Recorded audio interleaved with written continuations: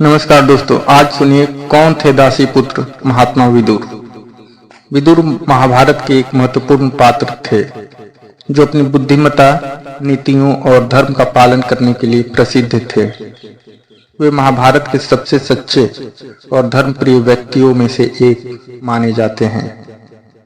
उनका जन्म महर्षि वेदव्यास के आशीर्वाद से हुआ था, जो कौरवों और पांडवों के जन्मदाता भी थे। विदुर का जन्म महाराज हस्तिनापुर के राजा विचित्रवीर्य की विधवा पत्नी अंबिका और अंबालिका की दासी से हुआ था। विचित्रवीर्य के निधन के बाद संतान न होने के कारण हस्तिनापुर के भविष्य के राजा की खोज की जा रही थी।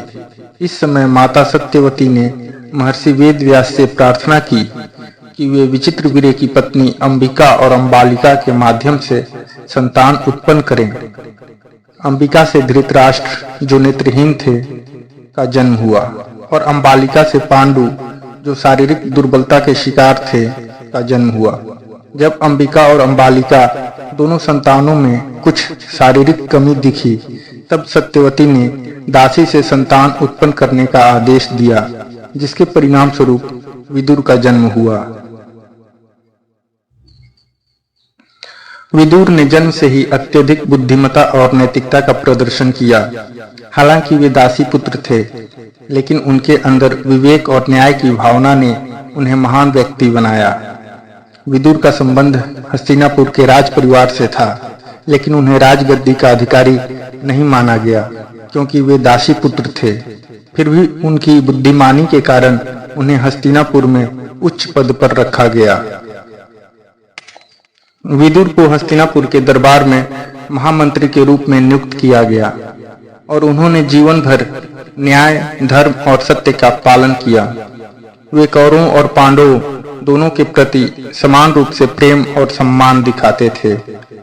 विदुर का मानना था कि राजा का धर्म केवल राज्य का प्रबंधन करना नहीं होता, बल्कि सभी के कल्याण और न्याय के प्रति भी उसका उत्तरदायित्व होता है।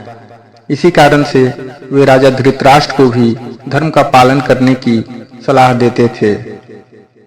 विदुर एक नीतिज्ञ भी थे। उन्होंने विदुर नीति के माध्यम से महाभारत में अपनी बौद्धिकता और नैतिकता को दर्शाया। विदुर नीति में उन्होंने अनेक महत्वपूर्ण नीतियां बताई हैं, जो आज भी मानव जीवन में उपयोगी हैं।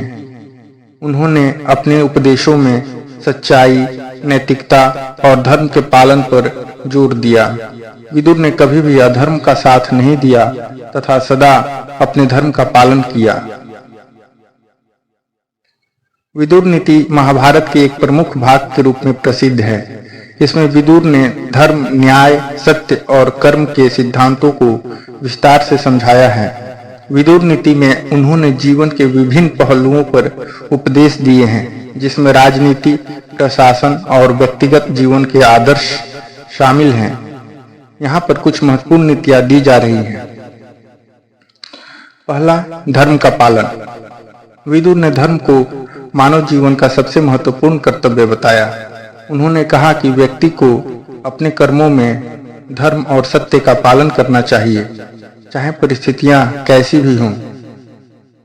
दूसरा, राजा का धर्म। विदुर ने राजा को सलाह दी कि उसका धर्म केवल राज्य का प्रबंधन करना नहीं होता, बल्कि प्रजा के हित के लिए भी कार्य करना होता है। राजा को सदा प्रजा के कल्याण के लिए कार्य करना चाहिए। तीसरा, सच्चाई और ईमानदारी। विदुर ने सच्चाई को सबसे बड़ा धर्म बताया। उन्होंने धृतराष्ट्र को हमेशा सच्चाई और ईमानदारी का पालन करने के लिए कहा। चौथा, धैर्य और संयम। विदुर का मानना था कि धैर्य और संयम मनुष्य को महान बनाता है। उन्होंने कहा कि किसी भी परिस्थिति में संयम नहीं छोड़ना चाहिए। पांचवा, नीति और न्याय। विदुर ने न्याय को राजा के सबसे महत्वपूर्ण गुणों में से एक बताया। वे मानते थे कि न्याय से ही समाज में संतुलन और शांति बनी रहती है। महाभारत में कई अवसरों पर विदुर ने धृतराष्ट्र को सलाह दी। उन्होंने धृतराष्ट्र को हमेशा सत्य और धर्म का पालन करने के लिए प्रेरित किया।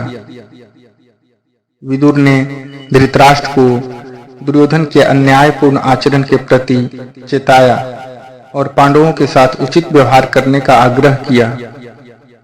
उन्होंने कई बार धृतराष्ट्र को यह बताया कि अगर वे दुर्योधन का साथ देंगे तो परिणाम नकारात्मक हो सकता है और कुरुवंश का नाश हो सकता है। विदुर के अनुसार एक राजा का यह कर्तव्य होता है कि वह अपने पुत्रों के प्रति निष्पक्ष हो और अधर्म का साथ न दे। धृतराष्ट्र पर अंधभक्ति और मोह का प्रभाव था, जिसके कारण वे अपने पुत्रों के गलत कामों को नजरअंदाज कर रहे थे।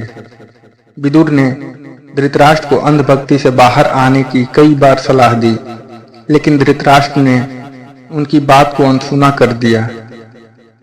विदुर ने धृतराष्ट्र को यह भी चेताया था कि अगर वे पांडवों के साथ अन्याय करेंगे तो महाभारत का युद्ध होगा और इसका परिणाम विनाशकारी होगा। विदुर का पांडवों के प्रति विशेष स्नेह था। पांडवों के जीवन में कई बार संकट के क्षण आए और हर बार विदुर ने उनका साथ दिया और उनकी मदद की। जब दुर्योधन ने पांडवों को मारने के लिए लाक्षागृह यानी लाख का महल का षड्यंत्र रचा, तब विदुर ने पांडवों को इस षड्यंत्र से अवगत कराया और उन्हें बचने का मार्ग बताया। विदुर का यह कार्य दिखाता है कि वे हमेशा न्याय और सच्चाई के साथ खड़े रहते थे। विदुर ने द्रौपदी के चीरहरण के समय भी कौरवों की सभा में अन्याय के खिलाफ आवाज उठाई थी। उस समय सभी दरबारी और स्वयं धृतराष्ट्र भी मुख्य दर्शक बने रहे, परंतु विदुर ने इस अपमानजनक घटना का विरोध किया और इसे धर्म के विरुद्ध बताया। उनके अनुसार स्त्री का अपमान अधर्म और अनैतिकता का प्रतीक है। महाभारत के युद्ध के दौरान विदुर ने युद्ध में भाग नहीं लिया, क्योंकि उनका मानना था कि यह युद्ध अधर्म का परिणाम था। वे दोनों पक्षों के बीच सुलह कराना चाहते थे, लेकिन वे इस प्रयास में सफल नहीं हुए। विदुर को यह आभास था कि यह युद्ध अत्यधिक विनाशकारी होगा और कुरुवंश के लिए घातक साबित होगा। युद्ध समाप्त होने के बाद भी विदुर ने युधिष्ठिर और पांडवों को धर्म और न्याय के मार्ग पर चलने की शिक्षा दी।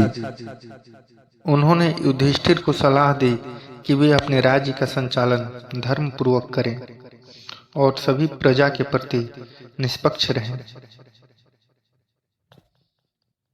महाभारत युद्ध के बाद विदुर ने अपना जीवन त्याग और तपस्या में बिताया। उन्होंने अपने अंतिम जीवन काल में सांसारिक जीवन को छोड़कर एक सन्यासी का जीवन जीने का निर्णय लिया। वे गंगा तट पर ध्यान और साधना में लीन हो गए और अपने जीवन के अंतिम क्षणों में मोक्ष प्राप्त किया। विदुर का जीवन हमें सिखाता है कि सत्य, धर्म और न्याय के मार्ग पर चलना ही सच्चा जीवन है। उनके उपदेश आज भी नैतिकता, आदर्शों और जीवन के विभिन्न पहलुओं को समझने में सहायक हैं। विदुर की नीतियाँ और शिक्षाएं आज भी समाज के लिए प्रेरणा का स्रोत हैं। तो दोस्तों, ये थी आज की कहानी। इसी क्रम में लेकर आएंगे और भी रोचक एवं ज्ञानवर्धक कहानियाँ। कहानी यदि पसंद आए तो लाइक करें, शेयर करें और कहानी सुनिए चैनल को सब्सक्राइब करें। धन्यवाद।